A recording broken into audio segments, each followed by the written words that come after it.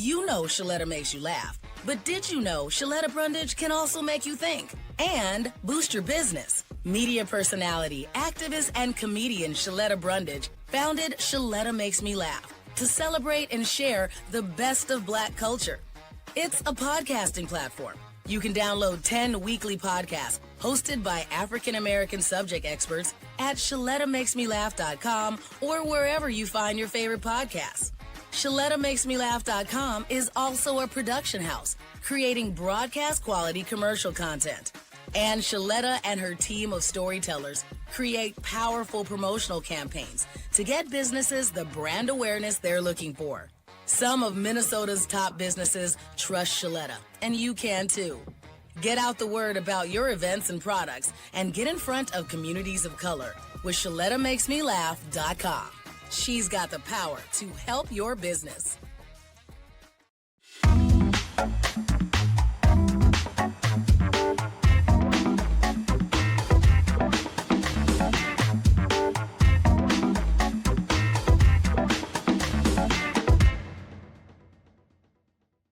Hey, my lovelies. Welcome back to another episode of Get Lean and Lit with Lindy. This is the podcast for women over 40 who want to get fit, healthy, who want to get lean, who want to lose fat, all the things. And we want to do it while we're actually enjoying our lives. I'm your host, Lindy, and today we're talking about something that you can throw, sometimes can throw you off track. Even the most consistent health warrior can be thrown off track by this. And what I mean by this is travel. So travel usually ticks up in the summer. So this gave me the idea to have this as a podcast topic because I travel a lot in the summer. And I think in general, most people will do vacations either on the weekends or take a week vacation as a family or whatever it may be. But there's a lot of summer travel. So you know the drill. You leave home with the best intentions. You are set. You think you got it going on. You packed your tennis shoes. You packed your supplements. And you probably even packed your water bottle. And then suddenly you're standing in the airport at 8:30 p.m. at night looking at a giant cinnamon roll the size of a boulder and saying, well, I guess this is my dinner. Trust me, I have been there. So today I'm going to show you how to make travel protein simple, make it practical, and make it sustainable for you. So I'm not talking about gimmicks, of course, because I never do. I'm also not talking about eating dry chicken breast out of a Ziploc bag in the airport bathroom. We don't do that. I'm definitely not pretending that protein bars are vegetables. No. Okay, so let's get into it. So why does protein even matter when you're traveling? One of the biggest mistakes I see women make is assuming that few low protein days don't make a difference in their nutrition. So if you're 22 years old, yeah, maybe your body shrugs and just simply moves on. But if you're 50 or 60 or beyond, it's a totally different story. Because as we age, you naturally lose muscle. You lose muscle mass, period. And if you're actively trying to lose weight, preserving muscle becomes one of those top priorities that we should all have. I love muscles. Anybody that's listened to my podcast for 5 minutes knows that muscle probably is my favorite, most repeated word in my podcast. I love muscles. I love muscle building because muscles help you maintain your metabolism, which means you can eat more food. It improves your strength and it improves your insulin sensitivity. Muscle really helps us stay independent and active as we age. So we should treat it like a 401k bank account. Build your muscles up. So when you travel and suddenly spend 3 days just eating crazy carbs like muffins, crackers, random snacks, you're actually making it harder to maintain muscle that you've really worked very hard to build. So hear me clearly. My goal is never going to be perfection, and I don't expect that from anybody.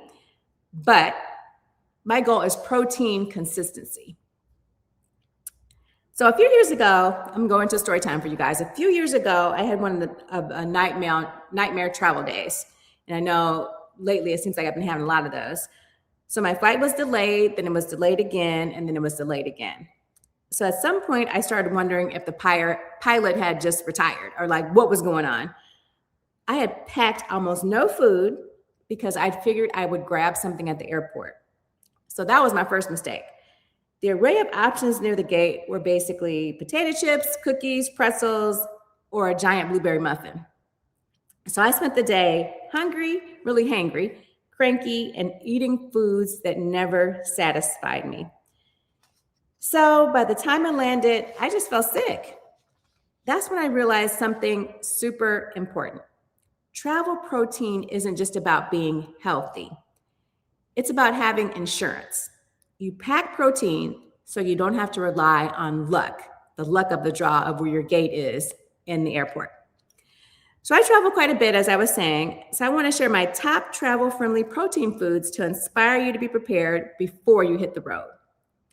So let's talk about what actually works. So my favorite travel proteins are a couple of things. It's protein powder packets, so the individual servings of protein powder that you can just mix up in water, or you can buy some milk or almond milk or whatever to make protein shakes.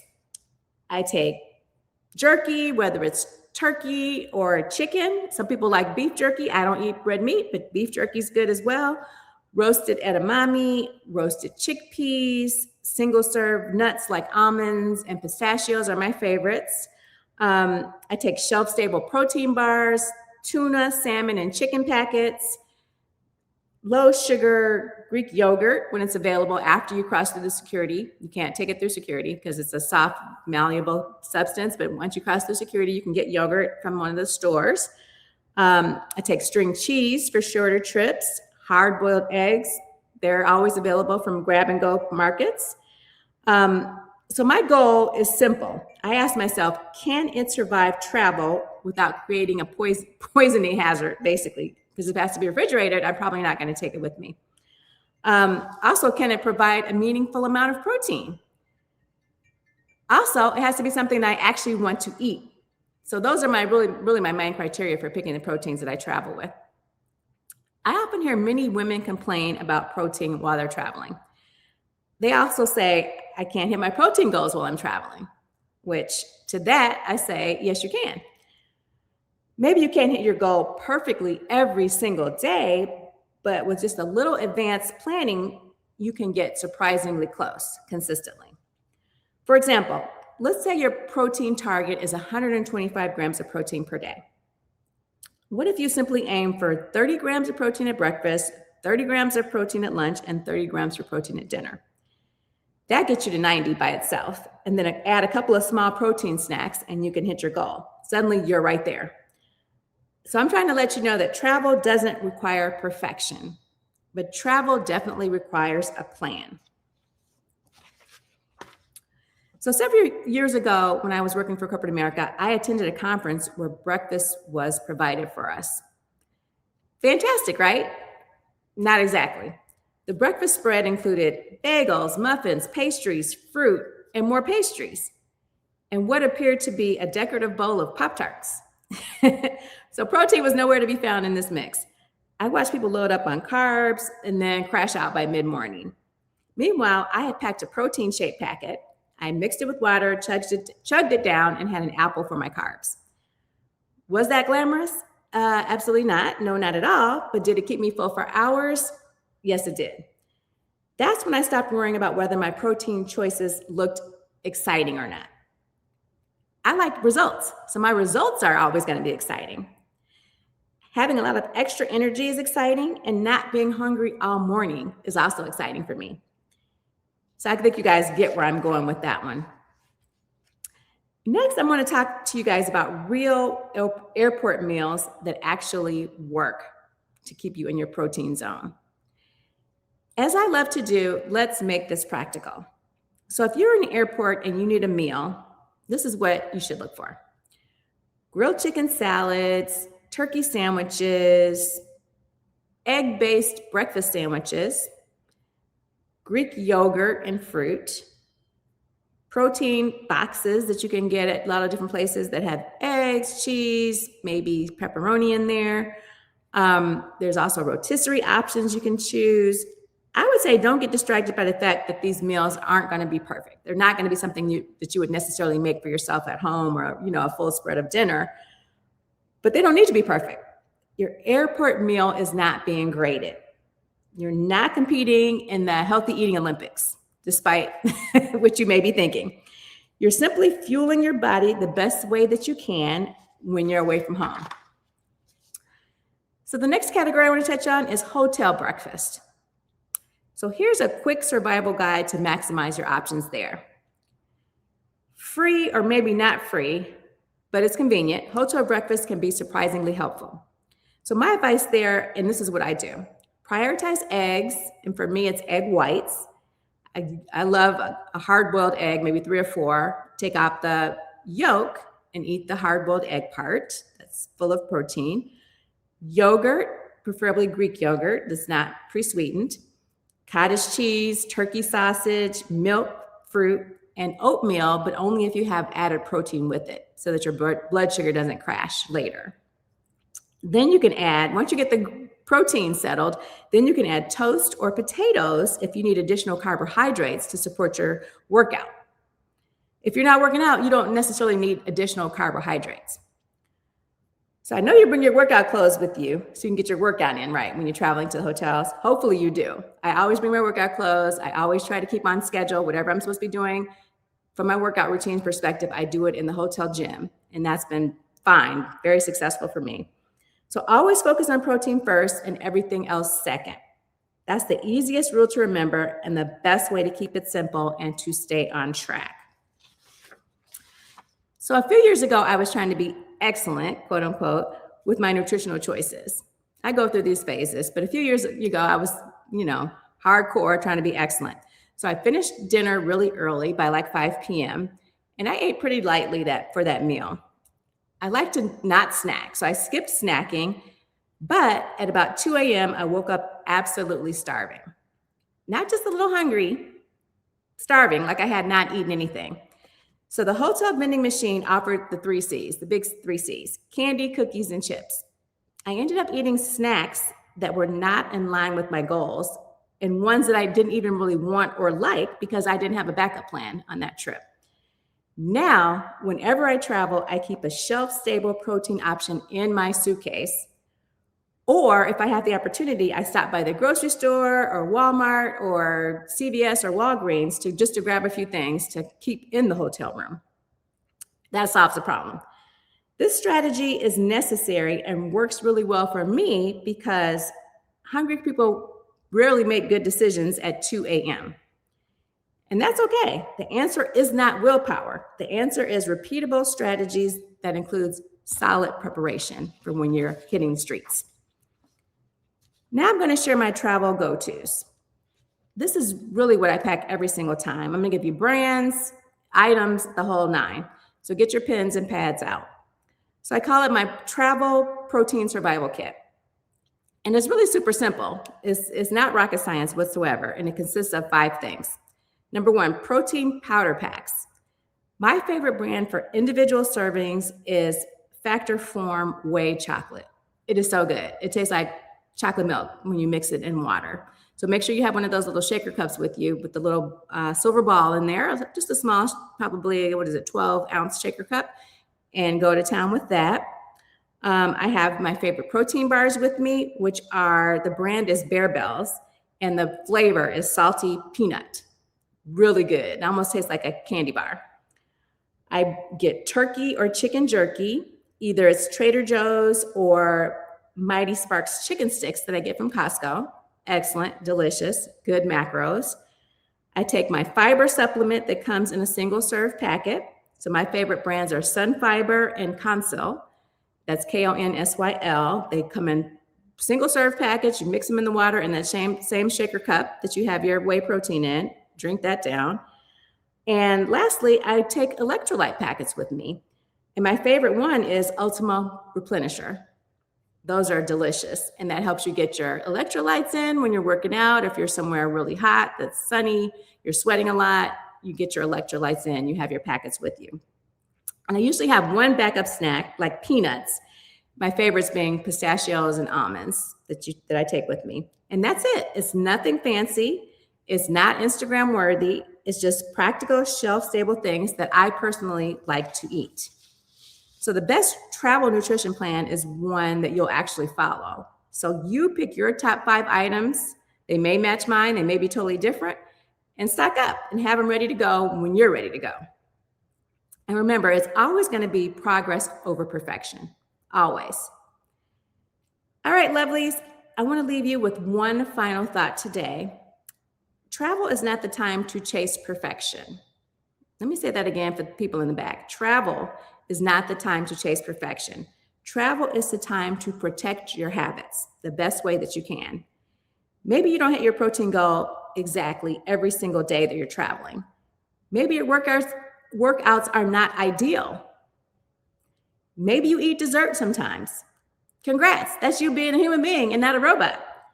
What matters most is that you maintain your behaviors that support the life and the body that you're actively trying to build.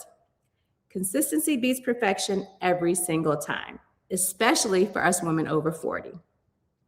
Why? Why, you may ask? Because we're playing the long game here. We're building muscle. Remember, muscle, my favorite word? We're protecting our metabolism and we're creating habits that last for decades, not just days. So thank you so much for spending your day with me. And if you enjoyed this episode, please share it with a friend who's ever wandered through an airport terminal desperately searching for protein. And if you haven't already subscribe to Get Lean and Lit with Lindy, so you'll never miss one of my episodes.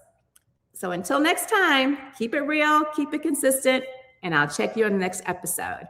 Bye.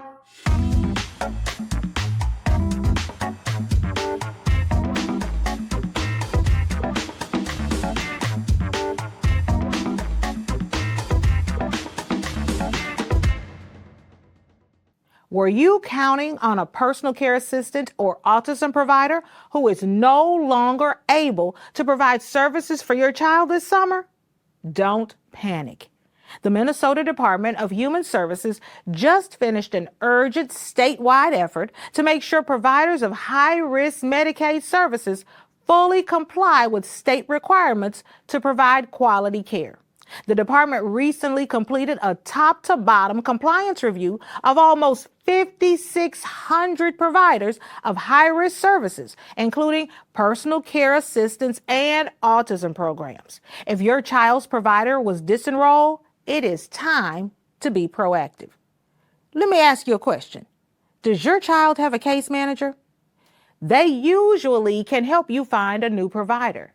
If your child does not have one, the department will be reaching out to you directly to make sure you know how to find someone new. Understand what's happening and how to get help at mn.gov/DHS/find-care. Boom! I just earned a $600 bonus with an Old National Bank checking account.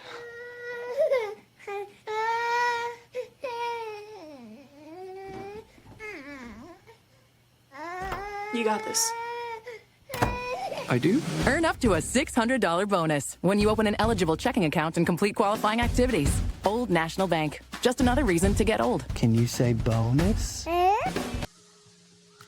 Our mission is to positively impact and enhance the lives of those who serve or served. So the Support Center, we built this as a place to really be a community center for those that we serve, those vets, those first responders, and then their families. It's a place where they can go be with other people in a safe, healthy, welcoming space. Our Support Center has a big focus on the arts because the arts are something that help our people heal. We have a large wood shop, a laser room where we laser engrave, wood, metal, plastic, glass, slate, all kinds of different things. And then we have an art studio where we paint and we color and we draw and thread work. And we have a 3D printer in there. Then we also have a gym. We also have access in our space to immediate access to therapists and support that way. So, when people are having a tough day or they just say, today is the day I need to talk to somebody. At a normal place, it's really hard for you to just walk in and get that support, whereas here we have that